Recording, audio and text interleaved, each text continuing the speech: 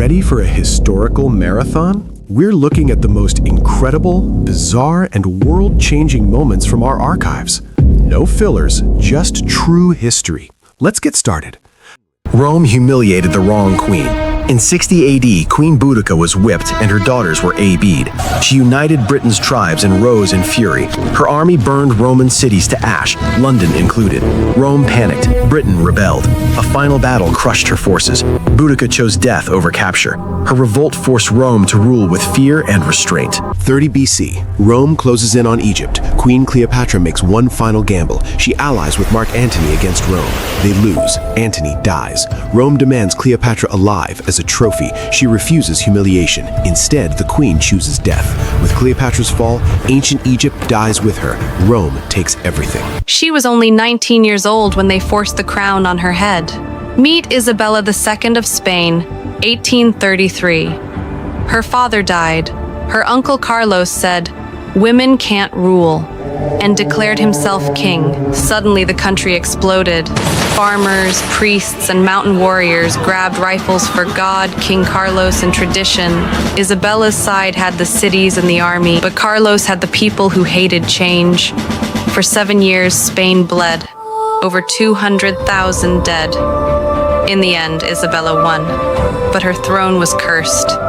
She got exiled twice and died forgotten in Paris, all because a teenage queen sat on a throne that half the country refused to accept.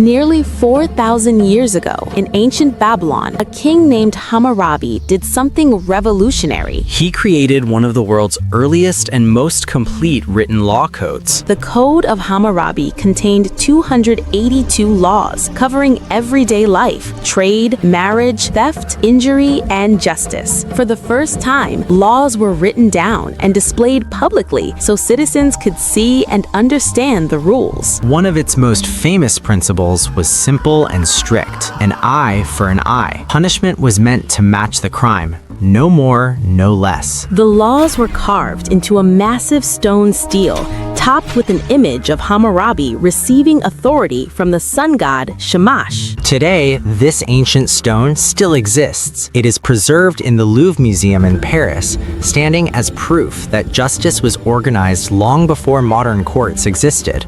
How did a Persian king conquer Egypt using cats? In 525 BCE, King Cambyses II invaded Egypt, but the Egyptians were elite archers, protected by massive city walls. A direct attack would have been suicide. So Cambyses used psychology instead of force. Knowing cats were sacred in Egypt, he ordered his soldiers to paint cats on their shields and march forward carrying live animals. Dogs and sheep were driven ahead of the army. The Egyptian archers froze. Firing an arrow meant killing a god. The Persians walked in and Egypt fell. History's greatest cheat code? A total catastrophic. Rome crowned a young emperor. Within 4 years, Rome was terrified. His name was Caligula. At first, the people loved him. Then, power changed everything. He declared himself a living god. Caligula humiliated senators, seized fortunes, and executed rivals without trial. Ancient writers even claimed he planned to make his horse a consul to mock Rome's elite. Fear spread through the empire. No one felt safe, not even his guards. In 41 AD, Caligula was assassinated by the very men sworn to protect him. Rome breathed again. Julius Caesar was surrounded by enemies, so he built a wall around himself. In 52 BCE, Caesar trapped the Gallic leader Vercingetorix inside Alesia, but a massive relief army, hundreds of thousands strong, was marching to save him. Instead of retreating, Caesar built a 10-mile wall to seal the city. Then he built a second wall facing outward. Rome created a deadly double-ring fortress. Outnumbered nearly 4 to 1, Roman soldiers fought on both sides at once. The Gauls couldn't break in or out. The next day, Vercingetorix surrendered. Never bet against Roman engineering. Subscribe. Rome burned in 64 AD, and its emperor watched. A massive fire tore through Rome for 6 days. Homes collapsed, temples vanished, thousands lost everything. Rumors spread fast. People whispered that Emperor Nero ordered the fire himself. To escape blame, Nero accused Christians. He had them arrested, tortured, and executed in public. Then he rebuilt Rome, but with a palace so massive it shocked the empire. As anger grew, senators turned against him. The army abandoned him.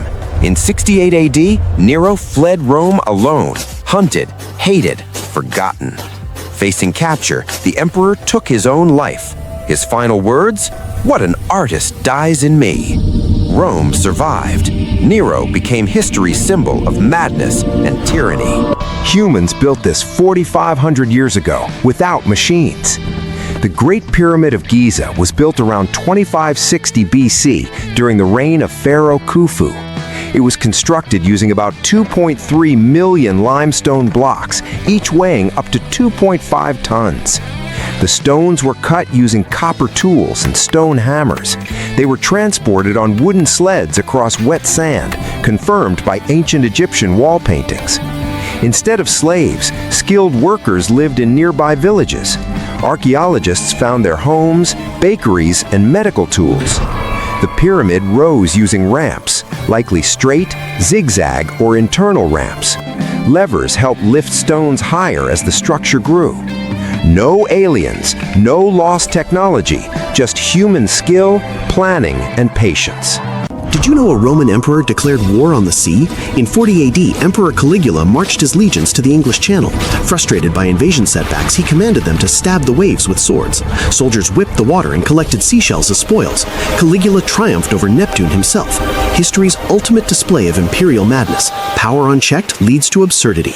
1485. England burns in civil war. King Richard III rides into Bosworth Field. Arrows fly, swords clash. He fights bravely, shouting to rally his men. But betrayal strikes. Lord Stanley switches sides. Richard falls, the last English king to die in battle. Henry Tudor rises. The Tudor dynasty begins. History remembers courage and the cost of trust. 1066, England faces invasion. King Harold II marches to stop William of Normandy. At Hastings, shields lock, axes swing, arrows fall. The English hold the line until one arrow changes everything. Harold is struck. He falls. The Saxon army breaks. By nightfall, England belongs to William. One arrow didn't just kill a king, it changed England forever. Everything you use today began over 5,000 years ago. Around 3100 BC, the world's first known civilization emerged in Sumer, located in modern-day Iraq between the Tigris and Euphrates rivers. The Sumerians built the first true cities, including Uruk and Ur, complete with temples, markets, and city walls. They invented writing, called cuneiform, by pressing symbols into wet clay tablets, originally to record trade and taxes. Sumerians also created early laws, organized governments, advanced agriculture with irrigation, and developed mathematics.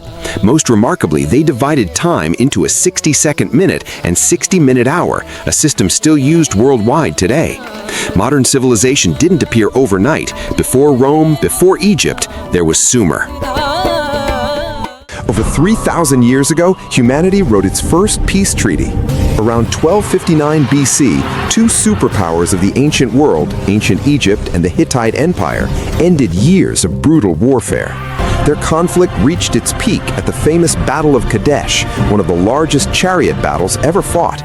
Instead of continuing endless war, Pharaoh Ramses II of Egypt and the Hittite king Hattusili III chose diplomacy. They signed the Treaty of Kadesh, the earliest known written peace treaty in human history. The treaty promised peace, mutual defense, and the return of refugees. It was recorded in two languages, Egyptian hieroglyphs carved into stone temple walls, and Akkadian text written on clay tablets by the Hittites. Some of these copies still exist today, proving that even in ancient times, peace could be written into history. 200,000 miles from Earth, oxygen venting into space, 3 astronauts with no way home. April 13, 1970, an explosion rips through Apollo 13 service module. Commander Jim Lovell watches their oxygen disappear into the void. Mission Control has one shot. Use the lunar module as a lifeboat, slingshot around the moon, and pray the math is perfect. For 4 days, the world held its breath. Engineers jury-rigged CO2 filters with duct tape and plastic bags. The crew endured freezing temperatures. One tiny calculation error meant death. On April 17th, their capsule pierced Earth's atmosphere at 25,000 miles per hour. Radio silence. Then, parachutes. All 3 astronauts survived what NASA called a successful failure. The impossible became possible. In 1963, the world held its breath. On the steps of the Lincoln Memorial, over 250,000 people gathered, black, white, rich, poor, all demanding one thing: justice. Then one man stepped forward. Martin Luther King Jr. looked at the crowd and put his written speech aside. What came next was not planned. "I have a dream."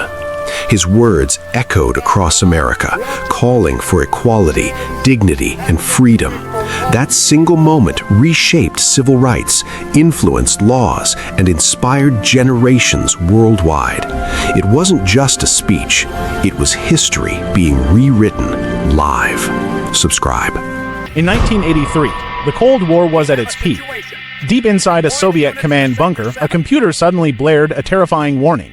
Nuclear missiles launched from the United States were heading straight for them. Protocol was crystal clear: retaliate immediately. But one man, Lieutenant Colonel Stanislav Petrov, paused. Something felt wrong. He trusted his gut, his human intuition, over the cold, screaming machine. Minutes felt like a lifetime. Then confirmation arrived. The system was wrong. It was a false alarm, a glitch caused by sunlight reflecting off high-altitude clouds.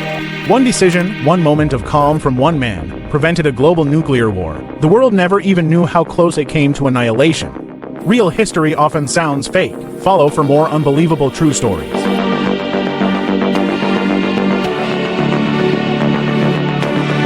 In the middle of World War I, something unbelievable happened on Christmas. December 1914, British and German soldiers were freezing in muddy trenches. That night, they heard singing Christmas carols from the enemy lines. Instead of shooting, soldiers stepped into no man's land. They shook hands, exchanged food, even played football. For one night, the war stopped. The next morning, orders came, and the killing continued. In World War II, the Allies won a battle without fighting. They created a fake army that did not exist. Inflatable tanks, wooden planes, fake radio chatter. German spies believed it was real. This ghost army convinced Hitler the invasion would hit the wrong place. So when D-Day came, his forces were out of position. No bullets, no explosions, just deception. And it helped change the course of the war. If you enjoyed this compilation, check out the individual shorts on my channel for more bite-sized facts. Don't forget to like and subscribe for your daily dose of the past.